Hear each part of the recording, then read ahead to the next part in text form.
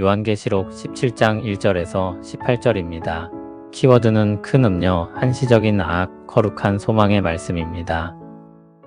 또 일곱 대접을 가진 일곱 천사 중 하나가 와서 내게 말하여 이르되 이리로 오라. 많은 물 위에 앉은 큰 음녀가 받을 심판을 내게 보이리라.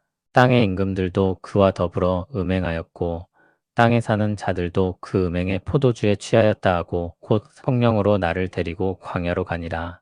내가 보니 여자가 붉은빛 짐승을 탔는데 그 짐승의 몸에 하나님을 모독하는 이름들이 가득하고 일곱 머리와 열 풀이 있으며 그 여자는 자주 빛과 붉은빛 옷을 입고 금과 보석과 진주로 꾸미고 손에 금 잔을 가졌는데 가증한 물건과 그의 음행에 더러운 것들이 가득하더라. 그의 이마에 이름이 기록되었으니 비밀이라 큰 바벨론이라 땅의 음녀들과 가증한 것들의 어미라 하였더라. 또 내가 보매 이 여자가 성도들의 피와 예수의 증인들의 피에 취한지라. 내가 그 여자를 보고 놀랍게 여기고 크게 놀랍게 여기니 천사가 이르되 왜 놀랍게 여기느냐. 내가 여자와 그가 탄 일곱 머리와 열 풀 가진 짐승의 비밀을 내게 이르리라. 내가 본 짐승은 전에 있었다가 지금은 없으나 장차 무적행으로부터 올라와 멸망으로 들어갈 자니 땅에 사는 자들로서 창세 이후로 그 이름이 생명책에 기록되지 못한 자들이 이전에 있었다가 지금은 없으나 장차 나올 짐승을 보고 놀랍게 여기리라. 시에 있는 뜻이 여기 있으니 그 일곱 머리는 여자가 앉은 일곱 산이요 또 일곱 왕이라. 다섯은 망하였고 하나는 있고 다른 하나는 아직 이르지 아니하였으나 이르면 반드시 잠시 동안 머무르리라. 전에 있었다가 지금 없어진 짐승은 여덟째 왕이니 일곱 중에 속한 자라. 그가 멸망으로 들어가리라. 내가 보던 열 풀은 열 왕이니 아직 나라를 얻지 못하였으나 다만 짐승과 더불어 임금처럼 한동안 권세를 받으리라. 그들이 한 뜻을 가지고 자기의 능력과 권세를 짐승에게 주더라. 그들이 어린 양과 더불어 싸우려니와 어린 양은 만주의 주시요 만왕의 왕이시므로 그들을 이기실 터이요.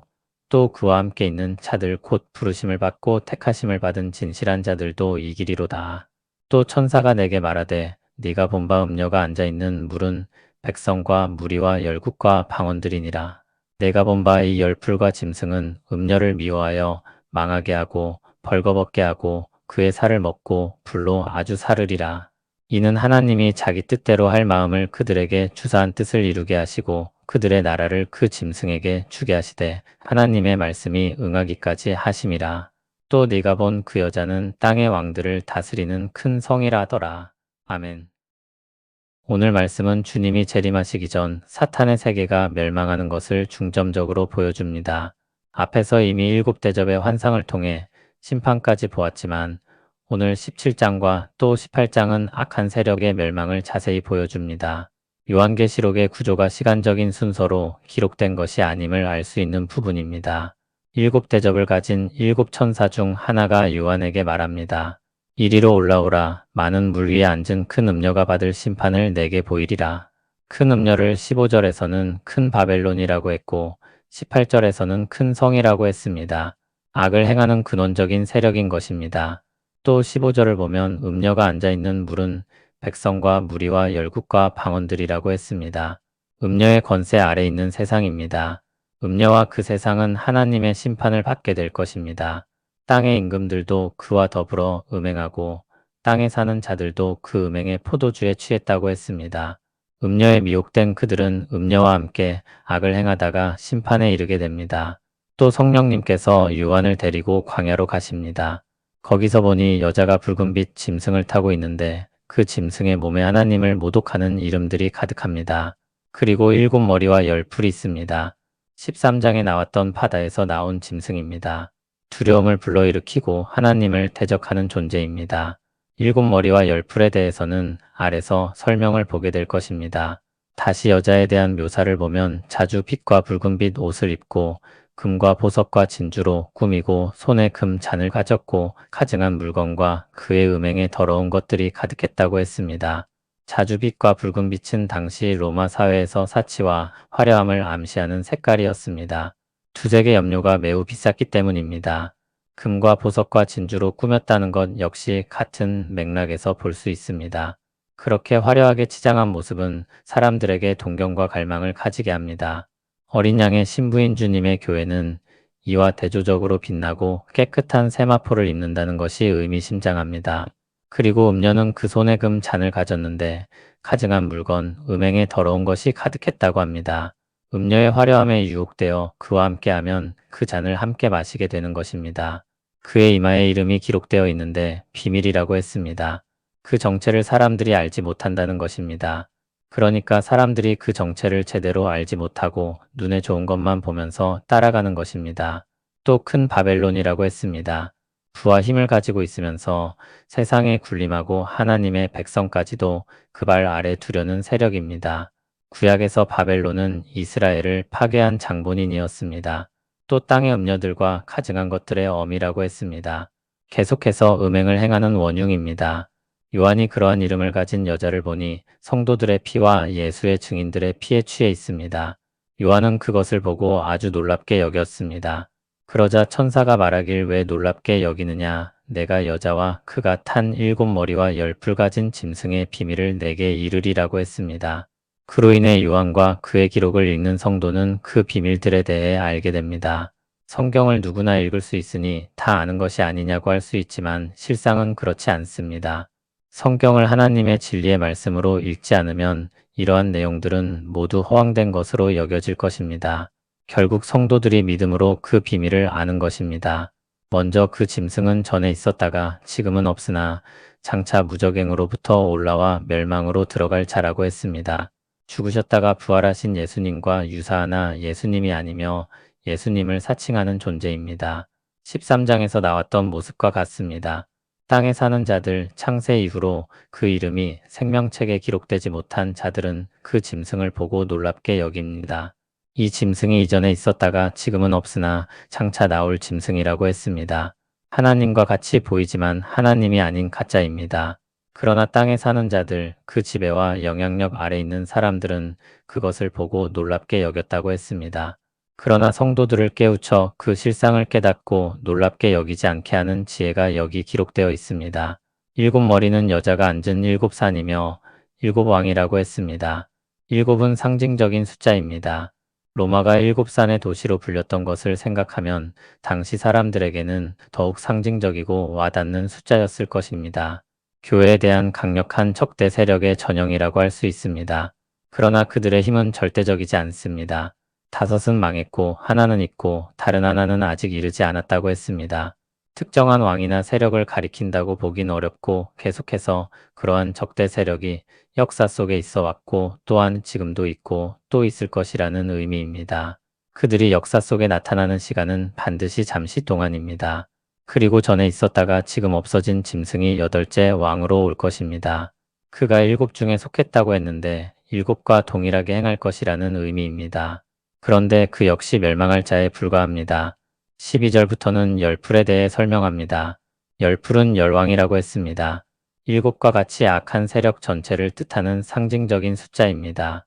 그들은 아직 나라를 얻지 못했지만 짐승과 더불어 임금처럼 한동안 권세를 받는다고 했습니다. 이들 역시 제한적인 힘을 가집니다. 그리고 이전과 같이 한 뜻을 가지고 그들의 능력과 권세를 짐승에게 준다고 했습니다. 그들은 어린 양과 대적하여 싸우는데 어린 양은 만주의 주이시며 만왕의 왕이시므로 그들을 이기실 것입니다. 또 그와 함께 있는 자들도 이길 것입니다. 그들은 부르심을 받고 택하심을 받은 진실한 자들입니다. 찬사가 또 말하길 음녀가 앉아있는 물은 백성과 무리와 열국과 방언들이라고 했습니다. 온 세상을 가진 영원한 힘을 가진 것만 같지만 그들은 잠시 제한된 권세를 부릴 뿐입니다. 하나님이 아니며 어린 양이 아닙니다. 그런데 16절을 보면 좀 의아스러운 말을 합니다. 열풀과 짐승이 음녀를 미워하여 망하게 하고 벌거벗게 하고 그의 살을 먹고 불로 아주 사른다고 했습니다. 음녀는 화려하게 치장하고 입던 것이 벗겨지고 참혹하게 죽임을 당합니다. 이세벨이 창문 밖으로 던져지고 말에 짓밟히고 개들에게 먹혀버린 장면을 떠올리게 합니다. 그가 그렇게 된 것은 하나님이 자기 뜻대로 할 마음을 주셔서 한 뜻을 이루게 하셨기 때문이라고 했습니다. 악한 세력 가운데 흔히 일어나는 자중질환입니다. 악은 결국 자신을 파멸시키는 성격을 가지고 있습니다. 힘을 모아 주님과 그 백성들에게 적대적인 세력이 될 뿐만 아니라 자기 안에서도 내분을 일으켜 스스로를 파멸시킵니다. 하나님은 그들의 나라를 짐승에게 주게 하시고 하나님의 말씀이 응하기까지 하신다고 했습니다. 그 모든 일은 하나님이 허용하신 만큼 허용하신 기간 동안 그리고 결국 하나님의 뜻을 이루는 방향으로 이루어집니다. 그 여자가 땅의 왕들을 다스리는 큰 성이라고 불릴지라도 결국 스스로를 파괴하고 하나님의 심판 아래 놓이는 것입니다. 오늘 말씀은 음녀가 받을 심판에 대한 환상입니다. 그 힘이 얼마나 강력한지 온 세상을 다 뒤덮고 있는 것만 같습니다. 주님의 교회는 그 세력에 비하면 아주 작아서 금방이라도 멸망할 것만 같습니다. 그러나 주님의 백성은 하나님께 속한 자들로서 항상 보호를 받고 있으므로 안전할 것입니다. 잠시 풍파를 겪을지라도 결국 안전할 것입니다. 전쟁과 같은 고난이 있더라도 결국 이겨낼 것입니다. 하나님은 이 말씀을 신자들에게 주셔서 우리가 어떤 주권 아래 있는지를 기억하게 합니다. 음녀의 세력이 아주 크고 강할 뿐만 아니라 도저히 근절될 것 같지 않도록 계속해서 일어납니다. 사회의 어떤 악한 것들을 제거하면 좀 괜찮아지나 싶다가도 또 다른 악한 것들이 일어나곤 합니다. 역사 속에 계속해서 그러한 일들이 일어납니다. 그 역사를 끝내는 것은 우리가 아닙니다. 그것은 다시 오시는 주님입니다. 그러나 주님이 다시 오시기 전까지 악행을 일삼는 것들을 계속해서 보아야 합니다. 주님이 오시기 전까지 멸망에 이를 수밖에 없음을 스스로 나타내며 결국 멸망에 이르게 될 것입니다. 그 비밀을 안다면 어떻겠습니까? 그들을 따르지 않을 것입니다. 그들을 두려워하지 않을 것입니다. 그 비밀을 확신한다면 어떻겠습니까? 더욱 그들을 따르지 않고 주님을 따를 것입니다. 그들을 두려워하지 않고 주 안에서 평안할 것입니다. 오늘 말씀은 아무리 강하고 큰 악이라고 해도 다 하나님의 주권 아래 있으며 한시적이라는 것을 교훈합니다. 하나님의 말씀은 신자들에게 소망을 줍니다. 세상의 악의 실체와 최후를 바로 보게 하고 걱정과 두려움에 빠지지 않게 합니다. 악은 하나님이 공의로 심판하실 것입니다. 철저하게 보응하실 것입니다. 주님의 백성은 주님의 주권 아래 보호받을 것입니다. 그 모든 악들이 활개치는 세상 속에서도 이길 것입니다. 주님의 말씀은 신자들을 두려움에 빠지게 하거나 걱정 가운데 살게 하지 않고 더욱 신실하게 살게 합니다. 오늘 말씀을 새기며 악은 어떤 모양이라도 버리고 거룩하게 살기에 힘쓰는 우리 모두 되길 바랍니다. 썩어지고 멸망할 것들에 눈길을 주지 말고 더욱 그와 같은 것들로부터 멀어지지는 우리 모두 되길 바랍니다. 악한 세상의 겉은 화려하나 그 안에 가증한 것들이 가득함을 말씀을 통해 배웁니다. 우리의 마음을 그 모든 악으로부터 지켜주옵소서.